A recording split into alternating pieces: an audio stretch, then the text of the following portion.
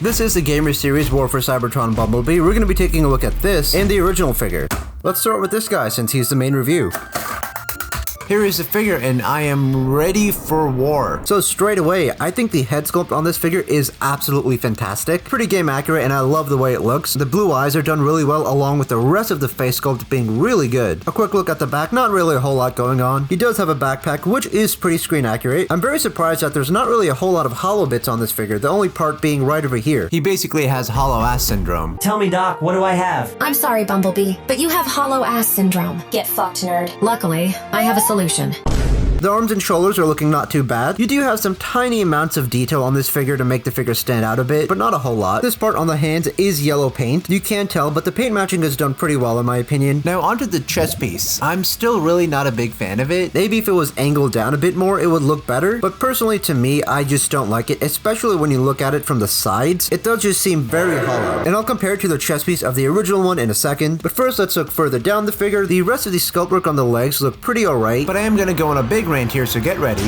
It is ugly having these hinges out, which is necessary for the transformation, but it's still ugly. The wheels are on the inside of the leg facing each other rather than being in the center like they should be in the game. Now he does have some basic detail on this side of the legs, but honestly it feels like it should be on the inside. With the way they designed the figure, the legs really seem like they're backwards even though they are supposed to be this way. I really don't like how this side looks compared to this side. But anyways, rant over. In terms of the articulation for the figure, the head can move up and down. You do get a full 360, which is nice. These arms can move out and you get a full 360 there. Bicep rotation, elbow bend. This can hinge in for the transformation. The leg can move out, it can move back, decently far out to the side. You get a pretty good knee bend, and that's it. There is no foot articulation on this figure. I mean, this can hinge, but that is for the transformation, so it doesn't really count. And yeah, this can't move either, so that is pretty unfortunate. In my opinion, this figure is pretty weak so far. I'm definitely not 100% sold on this figure. The transformation process is kind of a mess. This back piece tends to fall off, as well as these pieces right here, mostly during the transformation, and it's very annoying. But now let's take a look at the original figure. In my opinion, so far this one definitely seems a lot more accurate to the game. Unfortunately, I don't have the blaster for it, so we'll have to skip past that. I literally picked this up the other day at a local toy shop for like $10. The sticker is still on here, so let me remove that. No.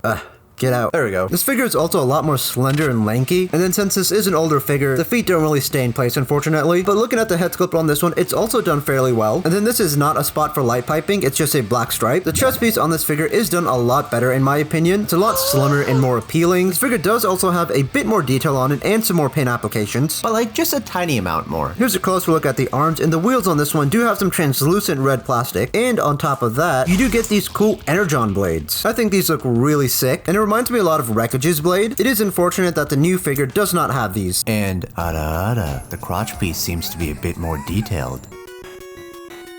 Also, this section underneath the belly is sculpted really well. The legs on this one do look a lot better than the legs on the new figure. These definitely do look a lot cleaner and accurate to the game. You do have some metallic gold over here and some really nice sculpt work. Now, before we get to the comparison, let's do the articulation on this guy. He can move up and down and a full 360. Arms can move out, 360 arm rotation. It's a bit awkward to do though. Bicep rotation, a really good elbow bend, and this one does have hand rotation. Waist rotation, legs can move out, they can move back, out to the side, leg rotation there, and a knee bend. And then this can move back and forth. Now comparing the figures side by side, this one is definitely a lot bigger. You can also see the shades of yellow are very different. I do much prefer the red colors on this one over this figure. I think the head sculpts on both the figures are very good. This figure does not have that black piece on the chest, which is accurate to the game. Here's a closer look at those chest pieces so you can see the difference. These little wheel sections on the arms are also done very differently. And then here's a closer look at the legs of both of the figures. I definitely think the legs on this are a lot better. I am slightly leaning towards favoring this figure over this one. And then here's a closer look at the back of both the figures. And while this figure is good in robot mode, the transformation on this is also pretty shit, and it is kind of a heavy shell former, which is unfortunate. The Gamer Studio Series figure comes with 3 weapons. You have a sort of more cannon-like weapon. It's got some really nice sculpt work to it. And then you get a more rifle-like weapon. And lastly, you get a really neat-looking sword. To apply the weapons, you just remove his arm, and then you can stick any one of the 2 weapons on. And unfortunately, this figure has no ass placement for the arm, unlike the Optimus Prime figure. But what you can do is, we can take his arm and attach it on there, and that's a fun thing you can do with it. You probably don't recognize me because of the red arm. Bumblebee, give me back my fucking arm. Now for the transformation and vehicle mode. Like I said earlier, it does kind of suck. The first thing I like to do is rotate the waist around. Next, let's bring this out, bring in the hands. So that way we can rotate these forward like that. Same with this one, bring the hand down, rotate it forward, just like that. Next, we need to straighten up these shoulder pieces. Now this section can be a bit tricky to do. We need to just bring out this chest piece, and it can be a little bit stubborn to do, but once we've done that, now we can take this flap and bring it over and under, and once again, this piece constantly falls off, which is really annoying. Now we're going to take these sections and pull them out, and then adjust all this. Take these arms, bring them into the side. Same with this one.